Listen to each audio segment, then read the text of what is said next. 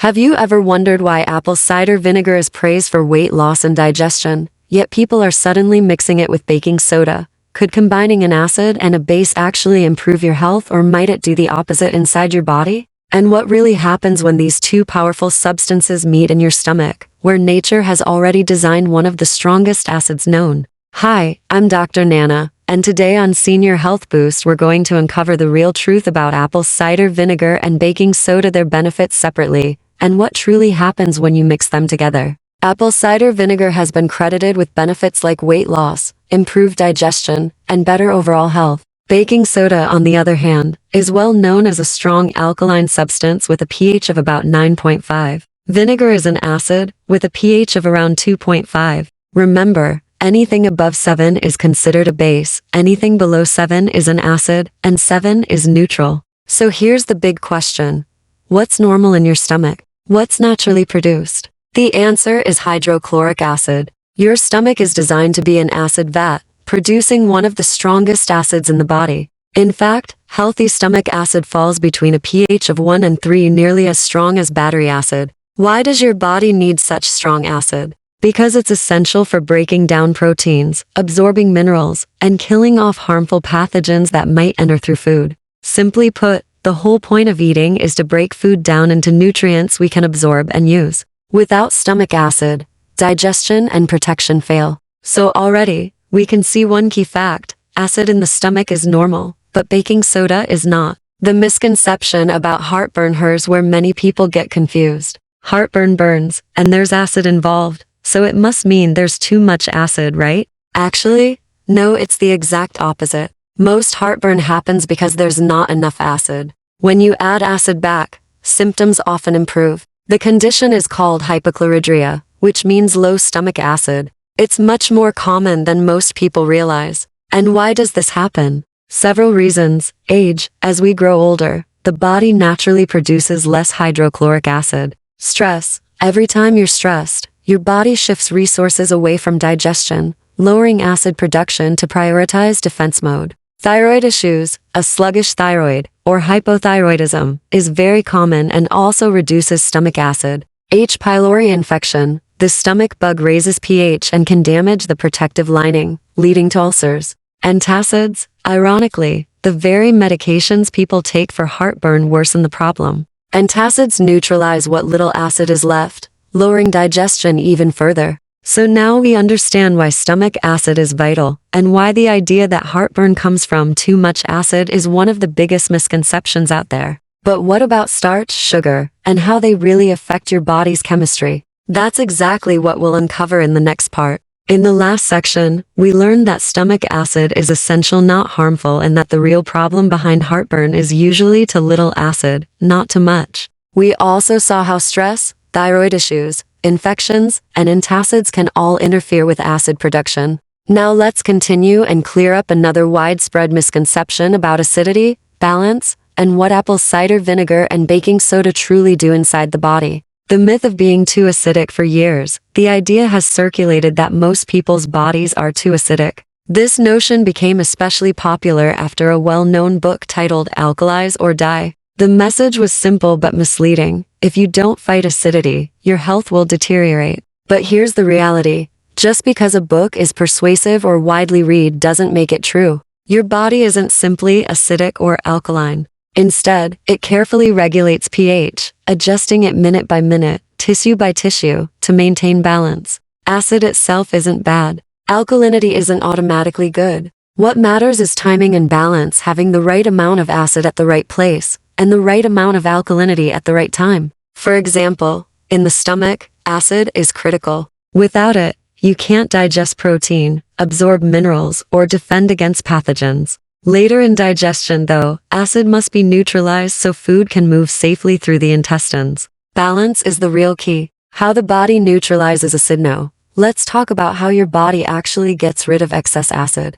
Many people are surprised to learn that this process is not complicated. In fact, your body has several highly effective mechanisms to neutralize acids quickly and efficiently. Through urine. If you test your urine with a pH strip and find it acidic, that doesn't mean your entire body is acidic. It means your body successfully eliminated acid through urine to restore balance. That's a sign of regulation working, not of systemic failure. Through breathing. This is the fastest and most powerful method. If you've ever hyperventilated breathing in and out rapidly, you may have felt dizzy within seconds. Why? Because you were blowing off carbon dioxide, which is acidic. By eliminating CO, your body instantly shifted toward alkalinity. Breathing, therefore, is a built-in tool your body uses all day, every day, to maintain pH balance. This proves that acid isn't the enemy. The body knows how to handle it. The real danger isn't that people are too acidic. The real issue is when acid and base are out of balance in the wrong places, like too little acid in the stomach.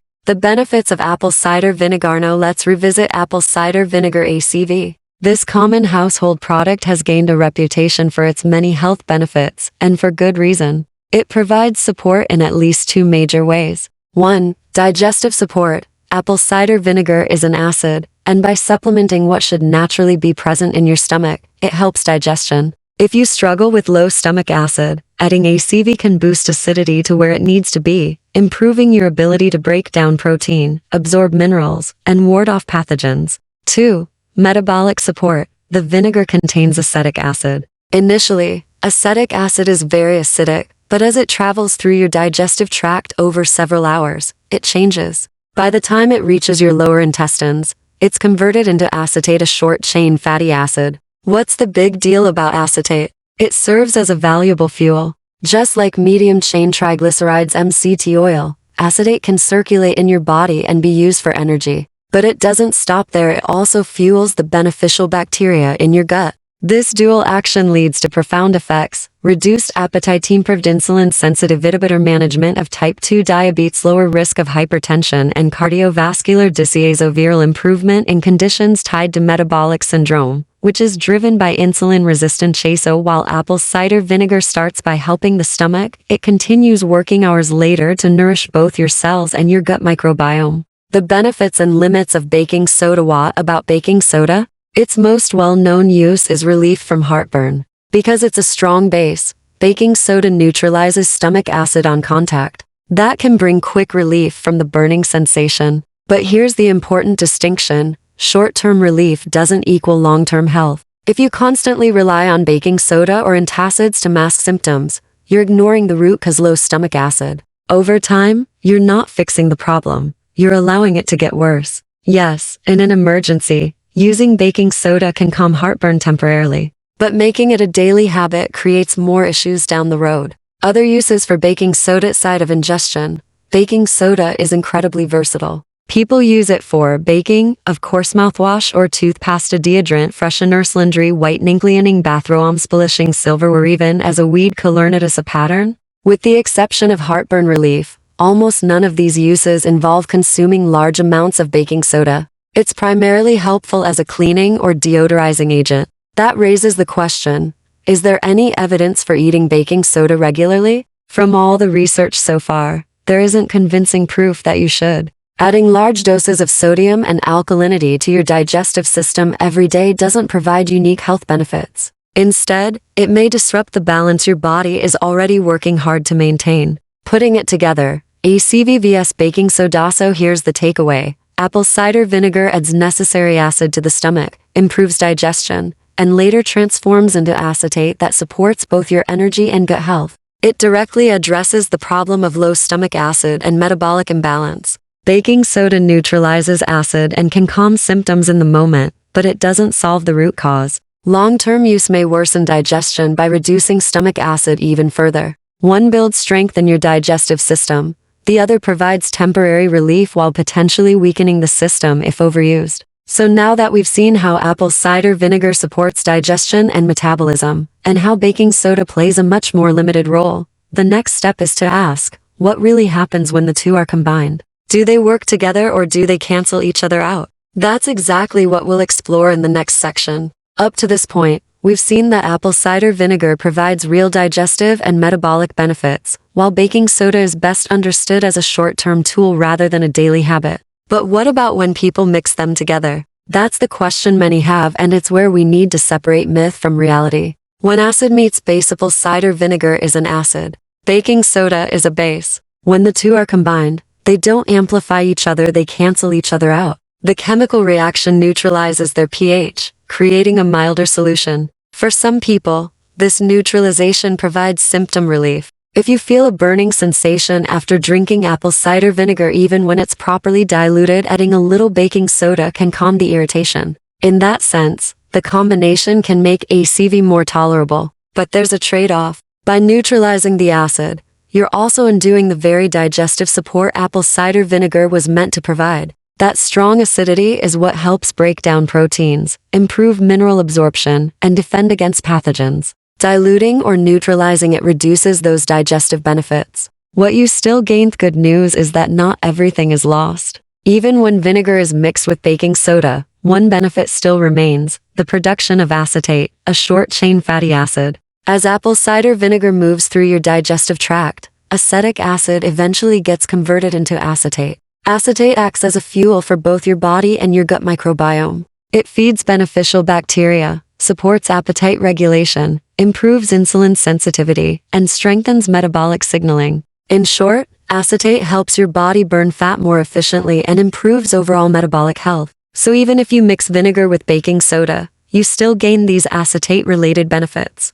The digestive boost from acidity is reduced, but the long-term metabolic support is still there. How and when to take them together? If you decide to mix apple cider vinegar with baking soda, timing matters. It should always be taken on an empty stomach. Why? Because if you drink this mixture while eating, the baking soda interferes with digestion just as much as antacids like Tums or Pepsid. Your stomach acid is neutralized, and your body can't properly break down food. That means missed nutrients and weakened defenses. On an empty stomach, however, the risk of interfering with digestion is minimal. In that case, you can get the acetate benefit while reducing any burning sensation from the vinegar. That said, the best practice is this: try to tolerate apple cider vinegar on its own first. Dilute it properly in water, sip slowly, and see how your body responds. If you absolutely can't handle it, then add baking soda as a backup strategy. That way, you maximize benefits while minimizing drawbacks.